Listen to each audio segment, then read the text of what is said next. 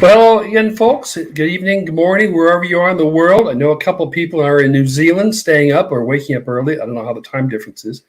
Anyway, I'm pleased we could have another edition of our BookBaby Live on LinkedIn, Facebook, and I forgot where else we're on. Twitter, I think it is. Nope, I'm not sure. Anyway, today we're talking about something really important to your books, as I'll demonstrate to you. Amazon keywords. There's something that every book in distribution has to have, and it really can make or break your sales results. And I'm going to take you through some ideas about them, even a couple of hacks, and some things for you to get more comfortable with making the right kinds of choices for your Amazon keywords, okay? So with that, further ado, Carter, let's go to the presentation, if you will. Okay, there we go. We're going to help you find readers in the world's largest bookstore, which is very important. So anyway, welcome to our live chat, our Facebook, LinkedIn, and YouTube, of course. Those are the pages we're on. So my name is Stephen Spotts. I'm the President Emeritus. I try to introduce myself a little bit, show a little bit aspect of my life to viewers of this. So today I'm just going to admit it. I am a connoisseur of epic dad jokes, like the one about my kids asking if I'd seen the cat bowl, and I said, I didn't know he could.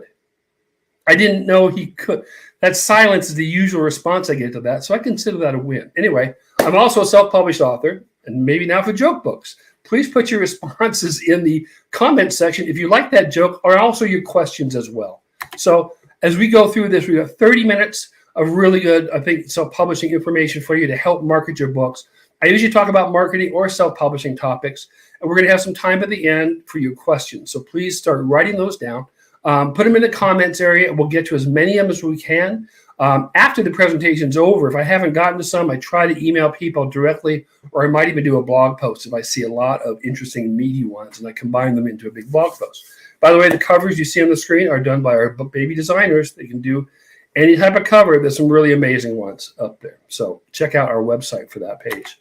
Okay, one lucky attendee at every event. We're selected at random to receive a 15-minute publishing consultation. I did a couple this month. It was really fun hearing about their experiences of the books that have already been published. So we talked about marketing tips. Now, how do you do this? You share this video and you tag a friend in the comment section to be automatically entered to win the consultation. Very simple. Just tag a friend, put it in there in the comment section, and away we go. I also encourage you now, a little housekeeping. We have a group on Facebook called the Authors of BookBaby. We're up to 1,400 members now. A lot of lively conversations. The group is growing like leaps and bounds. So I encourage you to go over there, join. It's good peer-to-peer discussion. We don't really pop in very often, other than maybe there's questions that need us to be answered. So I encourage you to go do that if you want to. All right, so here we go. We're going to talk about how to identify the Amazon keywords you need.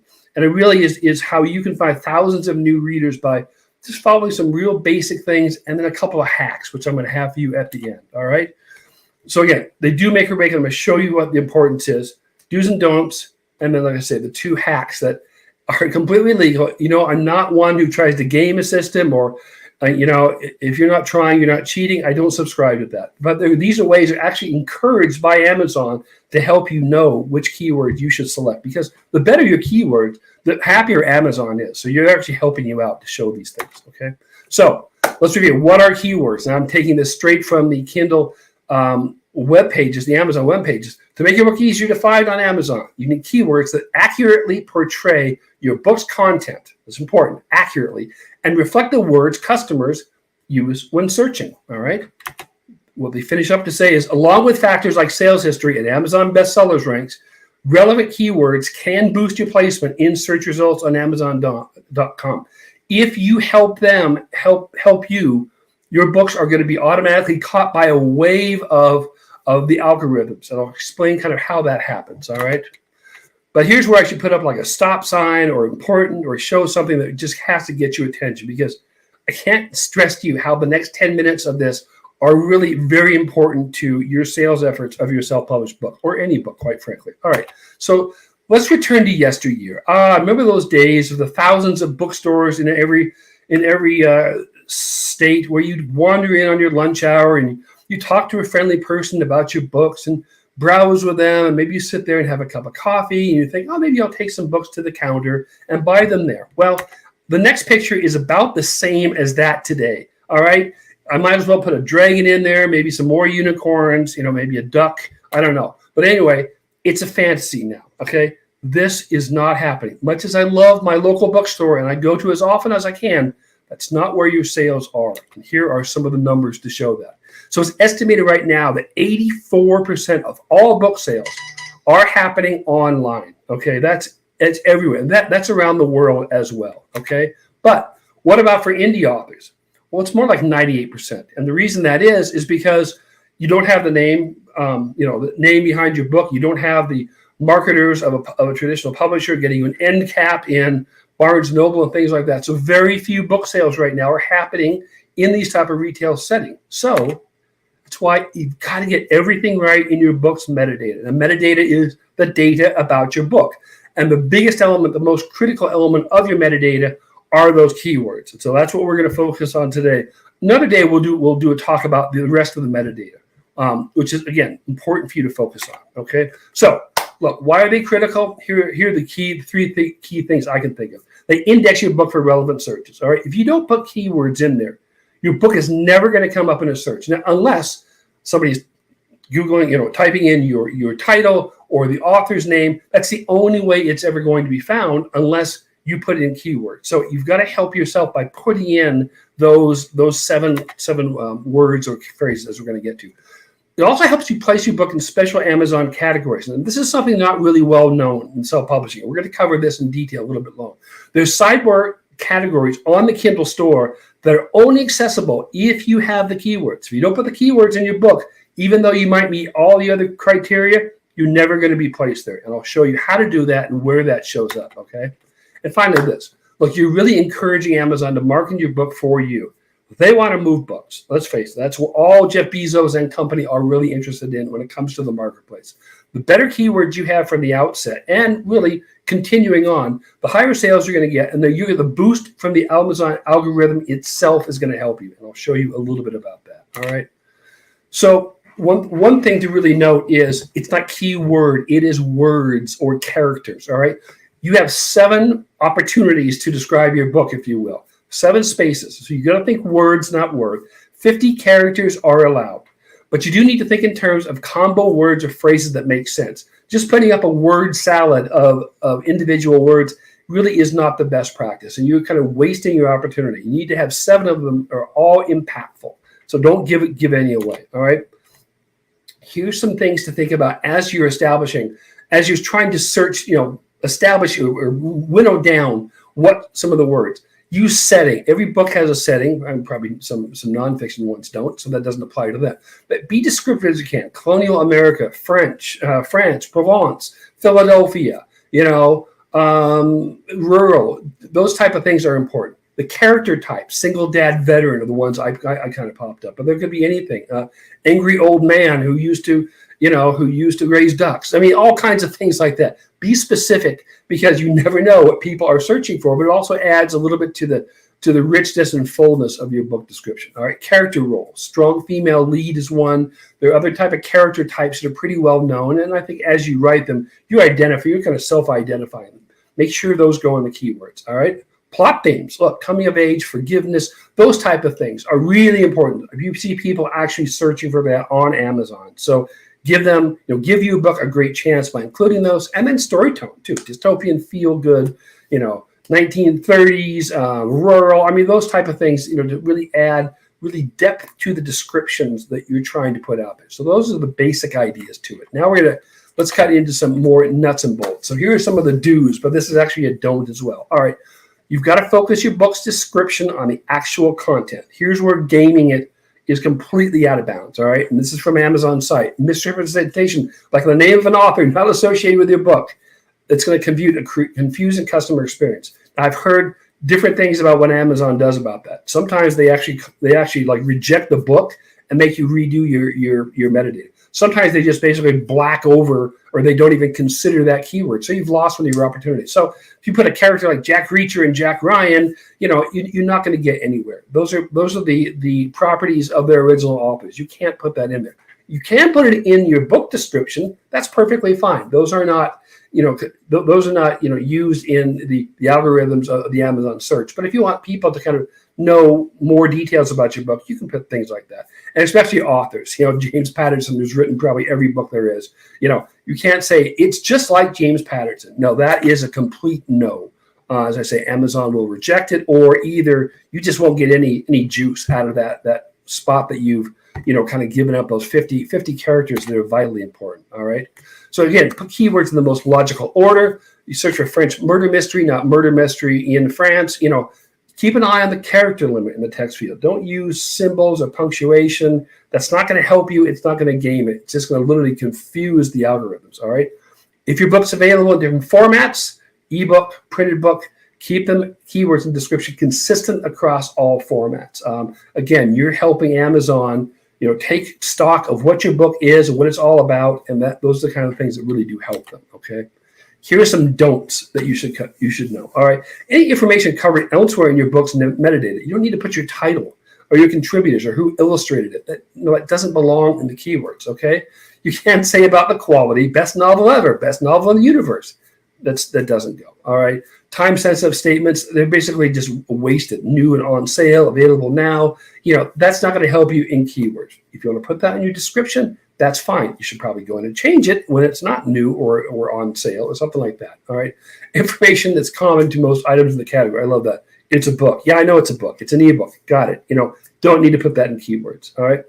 Variants of spacing and punctuation, capitalization, and I'm saying even spelling, which I'll note a little bit. So if you have something that says computer and computers, that's not going to help you. All right. The root search is going to be on computer. 80 gigabytes or 80 space gigabytes. Don't need to worry about that. There are some exceptions, depending upon how you want to interpret. Mao Zedong is spelled two ways. Hanukkah is spelled two ways. You can have both of those in your keywords, and that probably would be a good idea if that happens to be part of your book. Okay. Even more don'ts. All right. Don't put quotation marks in search terms. People think, oh, that's going to help me. No, it really don't. Because if you put the quotations, only people who type exactly those words and only those words will that search be good for. All right. You can put those words, complex, suspenseful, whodunit, in the description, but just don't put the quotation marks around it. All right. That's just going to be just a wasted effort again. Specific words better than general ones. Again, go deep, dive down deep on your book. When we talk about the number of potential searches out there, you need to be as specific as possible so that you grab the attention of the reader. All right. Don't put in Amazon program names like Unlimited, KDP Select. You don't need to. And again, spelling errors, either unintentional or intentional, they are marked down by Amazon. If you think that something, it's a popular term, but you misspell it slightly, now the computer is too smart. They're going to ignore you. That's not going to be something which will actually help you in your effort. So again, we're trying to get you to do things that are helping you. All right. Now, I'm a sucker for life hacking. In fact, in a weekend email that's going to appear in a couple of weeks, I'm going to tell you about some of my hacks that I absolutely love. I collect them, just like my dad jokes. All right. So there's 2 hacks that I want to show you today that, again, completely legal, in your book marketing, and to the point that Amazon even shows people how to do it. So I'm going to do that. All right. So we're going to use the Amazon's autocomplete search function. If you search on Amazon, it's just like Google. You type in a few characters and boom, it tries to auto-populate the type of things that thinking that, maybe you're looking for a World War II naval fiction or World War II history. All right. You can find and test out what Amazon's already pushing out. Okay. You open the browser window in incognito mode, by the way. Now, I'm not an IT person. I can't tell you exactly how to do that. Consult your local IT person, probably the kids in your household, who can tell you how to do that. All right. But that will eliminate any search history on Amazon, which will be important, because otherwise it'll sort of influence what you're going to see. All right. You type the beginning of your potential keyword and the genre or topic into the Amazon Books or Kindle store. I would actually do it in both, because sometimes the results come up a little differently. It's the matter of ebooks looking at or printed books. I do them both, quite frankly. Okay. So if Amazon is suggesting the full phrase you had in mind as a possible search, excellent, fantastic. If, for instance, you wanted to have Provence travel as one of your keywords, you should use that, because look, Amazon's actually telling you, yeah, that's something which is searched quite often. Maybe not as searched as Provence or Provence mysteries, but it's in there. If Amazon says it's approved, that's a great help for you. All right. And also it helps you kind of brainstorm some new keywords. You might think of things you hadn't ordinarily thought of, saying, oh, wow, I could have thought of that. And there's even another way you can do it. I know some people who do this. Say your book is based in Provence, all right? So they go Provence A, Provence B, Provence C, and they see so many different variations of what's coming up, and you'll see other types of searches. So it's a way for you to kind of add, make a big list of the kind of searches that you think you want to put onto your keywords. And again, you're letting Amazon's computer kind of tell you and guide you to it, all right? The next thing is this. Here's the other hack. All right, so you look and see, there's in this category of mystery. I did an incognito search and look, 40,000 results for mystery. Now, I don't care who you are on this phone call or on this broadcast. You're probably not well known enough to be standing out in the first 16 entries on mystery or a huge broad topic. So the important thing now is to start to look at some of these subcategories. So if you open up your Amazon browser, your Amazon page, you see all these little checkbox and you see these different subcategories. All right, that's an important way that people are now really searching for books. I mean, you're not going to go through 40,000 books on mystery. Well, what if I want a mystery that's dark in Spanish and takes place in the mountains? These are the kind of things that kind of people check off that they want to search in. So you need to use that to say, look, maybe in my keywords, I'm going to say it's a gory mystery that takes place in the islands. So Amazon will know, oh, look, it's a gory island mystery. Great. I'm going to make it available to searches based upon those checkbox. All right. You can use that. This is a way of Amazon narrowing it down, but they're also using your keywords to fill in the books that are going to be applied to when people check this up. All right. So it's you don't need these keywords to get you in the main Amazon search. That's already done for you. You're already part of it. But it's the sidebar tick category here. That's what you're trying to aim for, especially in a massive group like, say, mystery or thrillers or sci-fi. Okay, try to make it as specific as possible. Put it in your keywords, and they'll be more likely, not guaranteed, but more likely to be picked up on these little sub-tick, which are used extensively by people searching Amazon. So I learned about this about 4 years ago, and now when I search for a book, I'm just kind of browsing, I absolutely check those off, and not necessarily gory, but I check those off to kind of, again, winnow down the topics I'm not terribly interested in. So anyway, it's also a good sign that there's good search volume. All right. If they've gone to the trouble of putting these type of categories in, that people are searching for gory island mystery. So that's a good tip for you. All right. So how do you set or change the keywords? The mechanics of it. Absolutely. All right. If you're working with BookBaby to publish a brand new book, it's part of the distribution setup process. You can't go through and self-publish with us without setting up your keywords. And you're given time to go and do that. You might be getting through the process. You say, oh, wait, I got to do keywords. You can click and save, and you can work on that for an hour, a couple of days even. Go back in. Now you've done your research, and you can set those. So you'll be prompted to insert your words, hopefully, words, not word, and phrases, okay? What if you already have a BookBaby book out there? You want to change them. This is what you would find on our website. I'll just go through it quickly. You log into your account. You select Manage, Reorder Your Books. You hit View, Update Metadata. Scroll down the appropriate section. You type in the keywords, and you got to remember to save. I've heard too many horror stories of people who think, oh, I just put them in, and I click out. You got to save it. You got to tell us, yep, these are the metadata, or these are the keyword changes. And then we'll do this into your Amazon account for you. That's it. You don't need to go into Amazon to do anything. You do all of your work to update your book through BookBaby, which is one of the reasons people choose BookBaby. So speaking of that, if you're going direct to Amazon, here's what you do. You sign into there, ukdp.amazon.com, and then there are about 20 steps of options, and I didn't go through it because I don't have a book up there like that. And it's the time you consider, maybe you want to let a company like BookBaby to do all that technical heavy lifting. Just a suggestion. All right. So how to stand out with keywords. Your goal is to find keywords that, of course, they have to have relevance to your book, and they have to have fairly high volume of searches. Now, I say fairly, and I don't say that you need to have really high terms. Because like I say, thriller, women's fiction, you can have massive number of results, and that's search suicide. If you just put women's fiction or thriller inside of your search words, you're going to be lost in a massive sea of this. You want to be a big fish in a smaller pond. And how you do that is you be specific and direct in choosing your keywords. The most important things that you think a reader wants to know and a computer wants to know, we'll do that in a minute, those are the keywords that you work with, okay?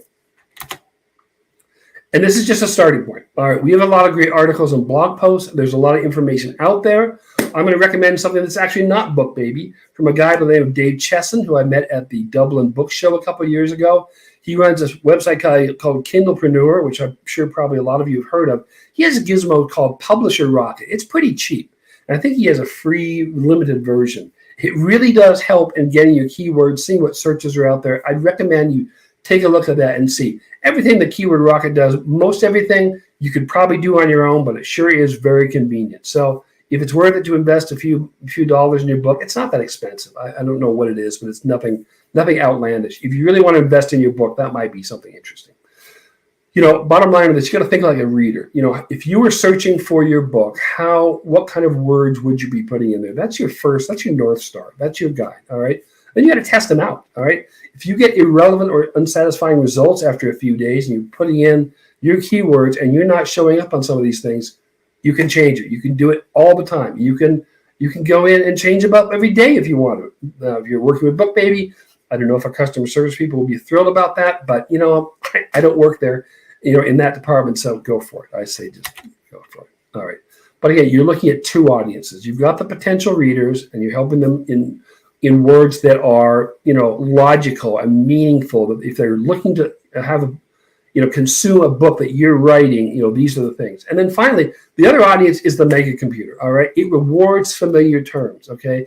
It loves to have things that are used by a lot of other people. You just have to add enough descriptive keywords embedded in that for you to stand out in in a large enough pool. All right. But you can be the big fish because all of your keywords have depth, have meaning to it, and really will impact the reader. All right. Frankly, your goal is to be in the first 10 positions in your selected keyword phrase. Now, that's not easy. That's a goal. Okay. I'm not saying everybody can do that. But when you do reach that in some of those subtext columns and you put in your terms and hopefully your book will be showing up there. All right.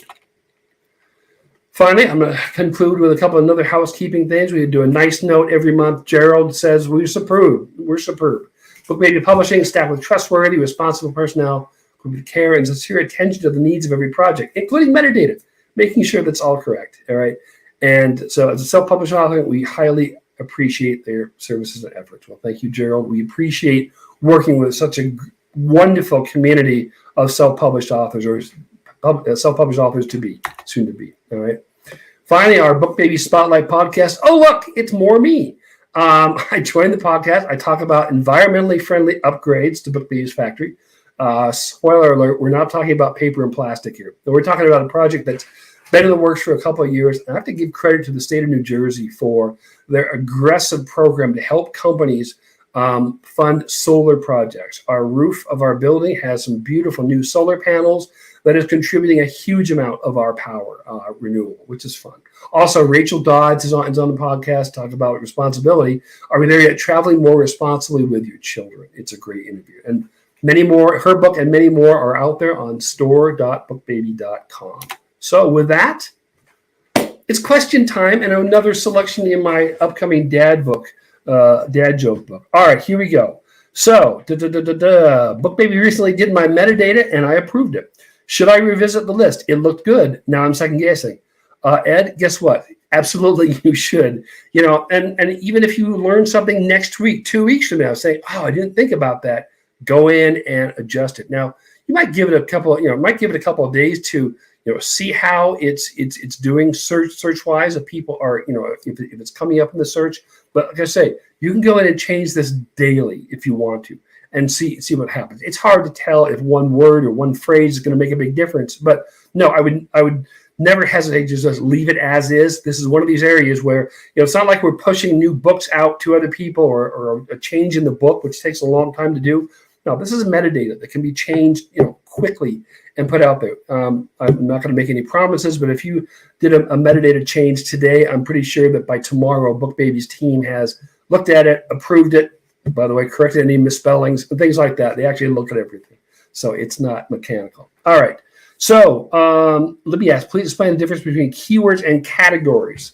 Oh, and this, okay, that's important. So I'm going to assume that categories means probably genre, but even better word is bisect code. So the keywords are really, the open-ended type of things where you can put any kind of word you want in those 7 positions on, within your BookBaby or within your Amazon account. All right. So there aren't any categories there. They're just 7 slots of 50 characters, and it's up to you to put your best 350 characters to use in those slots.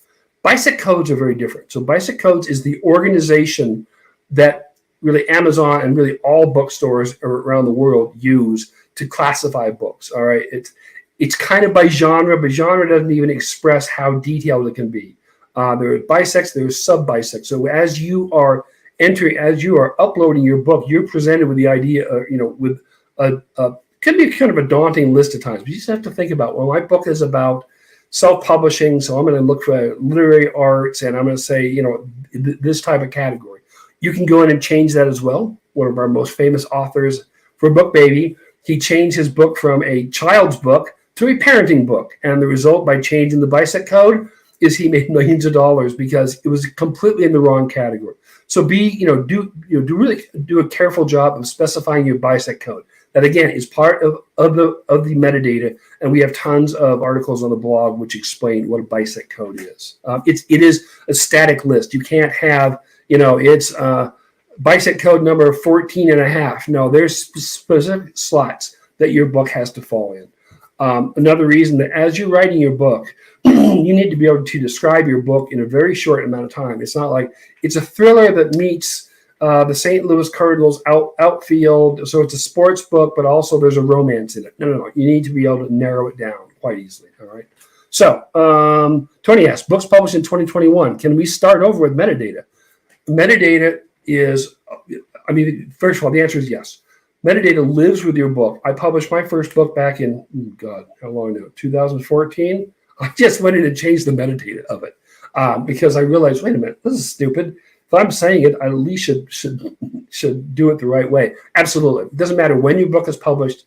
You can absolutely go through it. And I'm assuming that it's a book published online in 2021. It would be. So yeah, you can go in and change it. And frankly, I'm considering a topic for a live broadcast coming up, saying literally how to refresh your book. Maybe your book's been out for a couple of years. You didn't get a lot of interest. What about getting its second wind? That's a great way to do it, and will be prominent in that broadcast if I indeed do that. So metadata is a wonderful way to do it. Okay.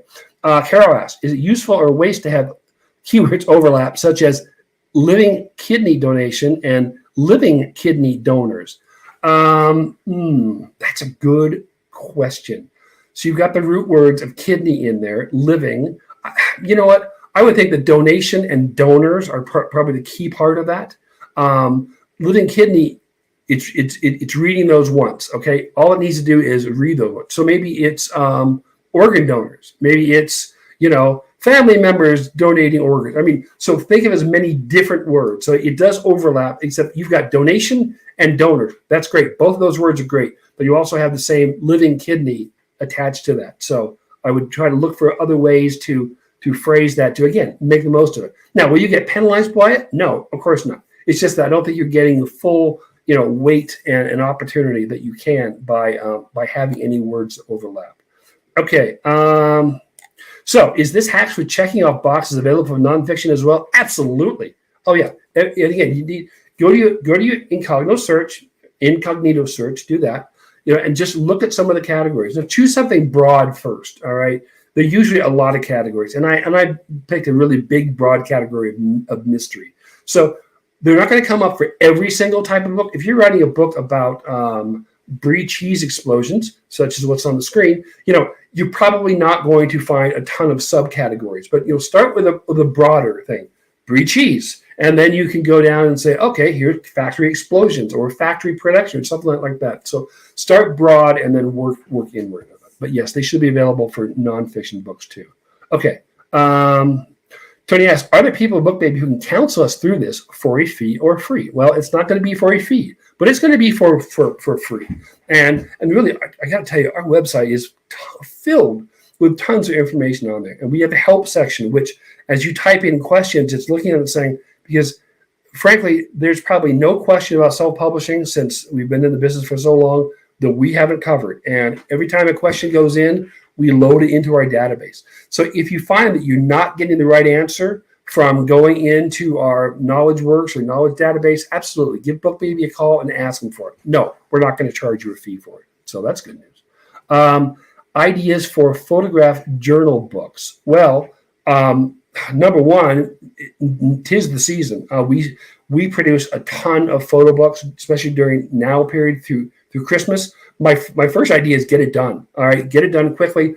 Make sure the formats you're choosing are good for print on demand. If you go to our website, you'll see which sizes, it's a coffee table type book. Some sizes are available on print on demand, some are not. You're going to choose wisely as you get that book down there. But my best idea right now is finish it up. But again, the keywords can help with that. What's in the pictures? Who's taking them? Are they black and white? Are they a different effect? You can be as descriptive as you can for those type of photo books. All right. Rick asks, some people warn not to use keywords that are too competitive, since you'll likely not show up in user search results for many pages. I have an opinion on this. Absolutely, I agree. So don't just put mystery in it. That's way too broad. But how about mystery in Provence, France, at a vineyard with a young couple? I don't know how many, if I was over 50 characters. All right. How many books are those going to? There are 70,000 mystery books. How many mystery books are set in Provence, first in France, in Provence, that deal with a young couple? And maybe it's a rural setting. So I would use those as a starting point. Yeah, it's a mystery. It's a thriller. It's sci-fi. It's a memoir. And then, have that in there. Memoir about experiences in the Vietnam War or something like that. And I'm doing this on the fly. I would obviously search this out. But so start broad, but add to it. Make sure mystery is in there. You got to make sure that mystery is there. But again, you got 50 characters in each slot. You can do a lot more than just say, memoir or or writing a book or something like that. Okay, so that's what my opinion is. Thoughts on pricing? Robert asks. Well, that's a broad question. That might be actually a topic for another broadcast coming up. I'll just give you a brief two-minute summary. Free still works. It's amazing, especially in inflationary times. Free absolutely works. And the Kindle Unlimited program, the Kindle Select, where you can have your book for free in that first 90-day period and do other types of things with your book, Kindle Countdown, other types of things. I strongly urge anybody who's introducing their book, self-published authors, set it for free at the beginning. Get that critical mass going. Gets people going to your pages, going to your Amazon page. Amazon will take notice, even if you're giving it away for free. Amazon sees all right? And you think, my God, I'm giving away my book for free. Well, there are about 300 billion, or whatever the number is now, of readers out there in the world. Just because you gave away 300 books yesterday, ebooks, which cost you exactly zero, because it's just a bunch of excited electrons going on an iPad, it's not going to hurt you, because one of those 300 people that you just gave the book to, they're going to say, oh, Mom, you can't believe this book. It's fantastic. Probably when her mom gets around to getting it, you've got it on sale for now $4.99 or something like that. It's no longer free. Keep your ebooks under $7 is my advice. Keep your printed books. Well, really, the pricing of the actual book itself is going to govern that. But let's face it, we're all trying to look for a bargain and a deal. And ebooks are a tremendous deal. And people are, I think, people during the pandemic, people went and flocked to ebooks because they couldn't go out to bookstores, or they didn't want to have their delivery people in their hallways delivering books. So ebook popularity soared, and it continues to be strong. Okay. Finally, I'm going to end with this. Bob Ainsworth asks, what should expectations be for a first-time author's book? Well, expectations are going to be, congratulations, you have published a book, and that is quite an ordeal and achievement. I don't want to scare anyone, but you know what? It does take a lot of work. Not only do you have something on Amazon or Barnes & Noble or wherever else it's going to appear, you have learned so much about the process. I don't care if you think you wrote War and Peace for your first book. Your second book is going to be better. Your third book is going to be even better than that. It's going to go faster. It's going to go through the process. Your cover is going to be better. Your metadata will be better because you have profited by that. I tell people, do not expect to make all their money back in a self-publish until book number 3. But once you do that third book and you collect the inventory, suddenly book number 1 is very profitable. Book number 2 is very profitable too. But you need to have that inventory. So don't stop at one book and say, oh, wait, that's all I'm doing. It's really hard out there. No question about it. We give you a lot of tips and a lot of advice to it. But, put out 3 books, market it that way. There are all kinds of tips and tricks you can do to kind of leverage the fact that you have this inventory. But once you find a loyal reader who's read book number 2, well, they're going to want to go back and read book number 1, and then they can't wait for book 3, 4, and 5. So set your expectations accordingly. Look professional, but learn from the process, because I can tell you your next book will be absolutely better. Okay, so that's all the time we have for questions. And, if you have any more, let's see if I can switch the screen. There we go. If you have any other questions, feel free to drop me an email, Stephen@bookbaby.com, and I will get back to you. Or, as I say, I might put them in a weekender email that I do for the list, or we might collect them all in a blog post. So with that, I want to thank you very much for your attention, and have a great day.